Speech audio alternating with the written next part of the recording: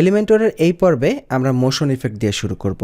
Motion ইফেক্টের আন্ডারে বেশ কয়েকটা ইফেক্ট রয়েছে। একটি হচ্ছে স্ক্রলিং, একটি হচ্ছে মাউস, স্টিকি, এন্ট্রেন্স, অ্যানিমেশন। প্রথমে যেটা আছে স্ক্রলিং ইফেক্ট, এটা মূলত আমরা ছবি ছাড়া ভালো করে বোঝানো একটু মুশকিল হয়ে যাবে। তো স্ক্রলিং ইফেক্ট এটা আমরা পরবর্তীতে ইনশাল্লাহ দেখব। আমরা মাউস ইফেক্ট দিয়ে শুরু করি। মাউস ইফেক্ট মানে হচ্ছে আমি মাউসটা মুভ করব, তার সাথে সাথে সেই অনুপাতে আমার এই যে কন্টেন্টটা আছে সেটাও মুভ করবে। আমি এটা এখান থেকে অন করছি। প্রথমে রয়েছে মাউস ট্র্যাক। আমি যদি এটা এখান থেকে ওপেন করি, এখানে দেখাচ্ছে ডিরেকশন অপোজিট। মাউস আমি ডান নিলে কন্টেন্ট আমার বামে যাবে।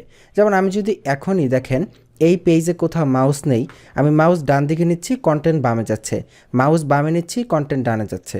আমি যদি এখান থেকে স্পিডটাকে বাড়িয়ে দেই তাহলে এটা অনেক বেশি যাবে। আমি অল্প মাউস মুভ করলে এটা অনেক বেশি মুভ করবে।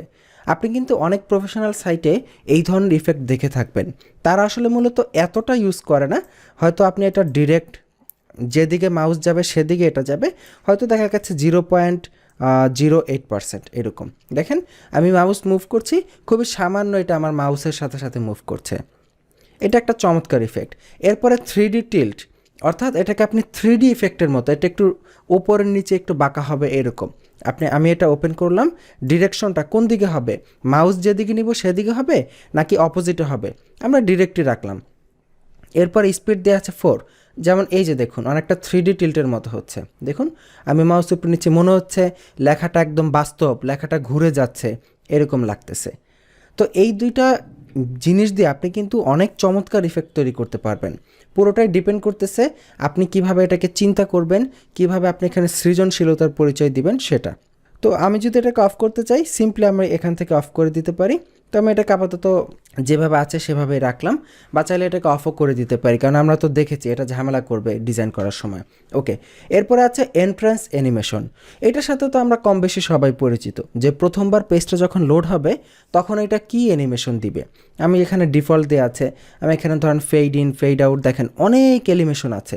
আমি এখান থেকে যে কোনো একটা সিলেক্ট করলাম যে শেক করবে, এখানে শেক আছে, বা এখান থেকে ধরুন বাউন্স ইন রাইট দিলাম, ডান দিক থেকে বাউন্স করবে। এবার আমি যদি আপডেট দিই, আপডেট দিয়ে আমাদের মেইন পেজটা যদি রিলোড দিই, দেখবেন এটা ডান দিক থেকে বাউন্স করলো। ফাইন। এবার আমি এটাকে কন্ট্রোল করতে পারি অ্যানিমেশন ডিউরেশন, স্লো হবে, নর্মাল হবে না ফাস্ট হবে। ইভেন অ্যানিমেশন ডিলে, আমি যদি এটাকে 500 দেই তাহলে হাফ সেকেন্ড ডিলে করে আসবে। আমি যদি এর অ্যানিমেশন ডিউরেশন স্লো দেই তাহলে স্লোলি আসবে। আমি যদি এবার এটাকে সরাসরি লাইভ আউটপুট দেখি, এটাকে সেভ করলাম, সেভ করে যদি এবার আমরা রিফ্রেশ দেই, দেখুন ডিলে হবে। পেজটা লোডের সাথে যে ডিলে হয়েছে, আধা সেকেন্ড ডিলেট হয়ে তারপরে এসেছে। এভাবে আপনি এটাকে এখান থেকে কন্ট্রোল করতে পারেন, বা আপনি যদি চান এটাকে অফ করে দিবেন, সিম্পলি এই যে ছোট্ট ক্রস আইকন আছে এখানে ক্লিক করবেন, বাস এটা অফ হয়ে যাবে। এবার আর কোনো অ্যানিমেশন নেই। আশা করি এই দুইটা আপনি বুঝতে পেরেছেন। এখন এই দুইটার মাঝখানে আরেকটা বিষয় রয়ে গেছে, সেটা হচ্ছে স্টিকি। স্টিকি কি এটা সবাই আমরা জানি, যে আমরা যদি এটাকে চাই টপে স্টিকি থাকবে, টপ সিলেক্ট করে দিলে আমরা মাউস স্ক্রল করে নিচের দিকে গেলেও এটা ওপরে লেগে থাকবে।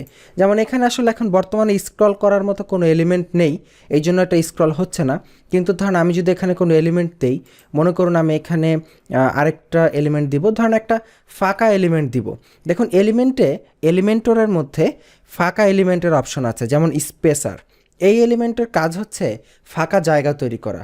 আমি যদি এখান থেকে নতুন আরেকটা কলাম নেই, এর ভিতরে আমি যদি এই স্পেসারটা দিয়ে দেই, তাহলে এইটার কাজ হচ্ছে শুধুমাত্র একটা ফাঁকা গ্যাপ তৈরি করবে, আর কিছুই না। এই যে কতটুকু হাইটের আমরা স্পেসার দিব, সেই হাইটটা এখান থেকে চুজ করে দিতে পারি। আবার এখানে অ্যাডভান্সে দেখেন এটারও মার্জিন, প্যাডিং, বিভিন্ন অপশন দেওয়ার জায়গা আছে।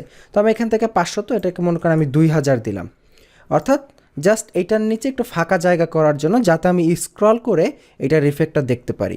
এবার আমি আমার আউটপুটটা যদি রিলোড দিই, এটার নিচে এখন গ্যাপ আছে, আমি যে দেখুন ডান পাশে স্ক্রল করা যায়, এই যে আমি স্ক্রল করছি, এই যে দেখুন আমি স্ক্রল করে নিচে ঠিকে যাচ্ছি, আমার হেডারটা ওপরে স্টিক হয়ে আছে।